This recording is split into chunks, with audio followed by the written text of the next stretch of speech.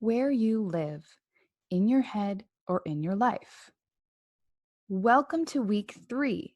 You have already done in a short time really a lot, so congratulate yourself for that. It's a lot of information initially, but don't worry, it will level out as you go. Before we get to the lesson for today, I want to hit the pause button for a moment now to talk about journaling. In the beginning of this program, I mentioned the idea of recording your home practice in a journal as an option instead of using the individual homework sheets that I provided for you. Neither option is right or wrong, so you do you when it comes to that. You could use both for that matter. But the journal has benefits that I like, not just for this program, but for life in general. A journal is a space for you to write things. And when you write things, you tend to store them in your long term memory better.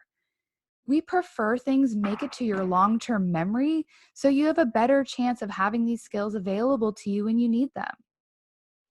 Journals have another very important function. They help us take what we have inside and put it outside. Often, one of the sources of anxiety for us is thoughts that we have in our head that get all jumbled up and tangled up with each other like one big blob. And as we know, since our brain is connected with our hormones, nervous system, and basically our entire body, if we have stressful thoughts and feelings, they are also in our body. When we write about these things, it helps us start to unblob the thoughts and feelings and move them out of our unconscious mind and body. When that happens, we have a bunch of positive effects. Our physical body is more free from tension, which feels better, is less draining, and puts us in an overall better frame of mind. Have you ever noticed when you are tired or sick, your mood generally matches that? We literally need our bodies to feel okay for our minds to also feel okay. After the thoughts are on paper and out of us, they tend to become a little less jumbled. The important facts become more clear. Once things are more clear, we can decide what we want to do about them and if we even want to do anything about them at all, or maybe we just want to let them be. But either way, we get to decide this rather than our subconscious brain managing our mood and behavior. And lastly, emptying our thoughts onto paper is a great way to create more mental space for meditating. You can journal about things that come up in this program, about things that come up during meditations, or basically anything in life. So it's a great tool.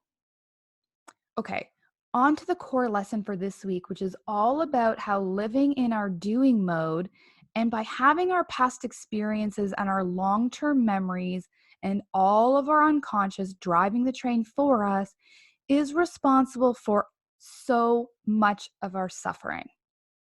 A key phrase I want you to remember, and maybe write this down in your journal, is the problem is not the situation itself, but our response to it. I will say it again. The problem is not the situation itself, but our response to it. Let that sink in for a moment. I know what you're thinking. That's nice, Jillian, but I'm pretty sure there are situations that really are the problem, like if someone important to us gets hurt or sick, or our car gets stolen, or we lose our job. The list can go on and on. I get it. There are things in this world that can happen that are truly awful, worse than awful, terrible, horrible, painful things that are sometimes more than any human can bear. But let me ask you this. What is the difference between the mother whose child gets seizures and she becomes so worried that her child is going to have a seizure that she wakes up at night having nightmares about her child dying, even after the seizures have been well controlled and the child hasn't had one in over a year, versus the mother that was equally worried about her child when they were having seizures, but sleeps pretty soundly through the night now that the seizures are well controlled? Why is one mother still having nightmares and suffering the way she is now when the other mother is getting some rest? The difference is that mother number one's thoughts are going around and around and around in her head all the time, whereas mother number two's thoughts are not. Mother number one is stuck in doing mode, and mother number two is in being mode more. Now, of course, this could be for a number of really good reasons. Mother one probably has learned in her past. Remember, long-term memory dictates how we think about things now, that bad things come from bad situations. So she is always on the alert for bad things to happen from this unfortunate situation with her child's health, even though there's nothing to say that something bad will actually happen now. In fact, there's more information to say that nothing bad will happen and only love and joy and happiness will happen with her child. But she's missing that because of that annoying doing and thinking mode. Mother number two may have learned in her past that bad things happen, but then she gets through them and life turns good again. So she applies that lesson to this situation and also believes that this will just be another time when things aren't great, but will get better. Does that make sense? The good thing is, have you noticed that I like to give you bad news, but then let you know that there's good news right after? The good news is that there is one surefire way to outsmart our unconscious and override our old learned experiences, and that is to become aware of what we are thinking by using our body to bring us into the present. We can do this by noticing how our body feels when we are having a thought, just like we notice how our body is feeling when we're doing the body scan. The fancy name for noticing what our body is feeling is called interoception. Our body doesn't lie and it does not keep secrets. It tells us every time we are feeling something difficult when we generally prefer to ignore our bad feelings and just go on with things. Except we don't actually ignore them. They just sit inside our minds and in our bodies, becoming all jumbled together, like we talked about earlier, and causing us to act on them in ways we normally wouldn't. Part of your home practice this week is called the Pleasant Experiences Log. This is going to help you de-blob your thoughts and feelings by breaking them down into all of their parts. So this part is important, so pay attention now if you've drifted off. With every thought we have an emotion and a physical sensation that matches. Crazy, right? Seriously, close your eyes for a minute. Go ahead and do that now. Close your eyes. Think about laying on a beach, listening to the waves, and feeling the warm sun. What emotions come up? Probably happy, peaceful, calm, content. How does your body feel? Maybe also warm, maybe relaxed, maybe you feel some tension leave your shoulders, stuff like that. Now, with your eyes still closed, I'd like you to think about sitting in your car or on the bus in the middle of gridlock traffic in a snowstorm.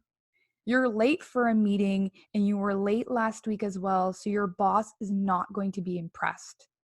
What emotions do you have now? Probably frustration, irritation, maybe you're angry, maybe embarrassed for being late again. What does your body feel like in this situation? It's probably tense, maybe closed up a bit, like it's bracing for a problem when you get to work. Maybe a headache is coming on. You get the idea. These are obvious examples, but the idea is to show how our thoughts about a situation create matching emotions and physical sensations. When we start to get more used to focusing our attention on our body, we can use our body as an early warning system that stress and anxiety is coming, and we can take steps to rectify it before it fully sets in.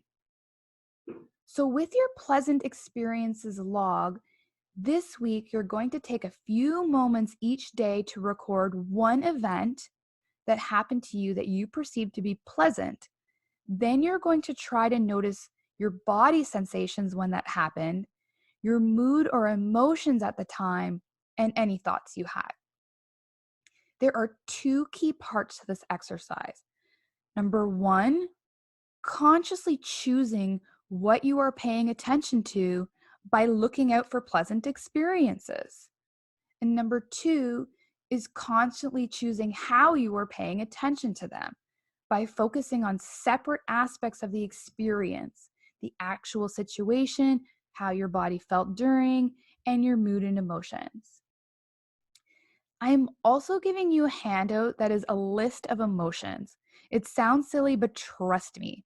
Please use this list. Most of us need to look down a list to get some ideas of emotions or moods we might be feeling because I promise you, it's rarely ever just one. They can be hard to come to our minds though, so check out the handout when you're doing your log. Lastly, have fun with this. I find it really interesting to get in touch with my body this way because it really shows us how much is going on below the surface that we aren't even aware of and how quickly we can become aware. So we are basically getting out of our head and right into our life.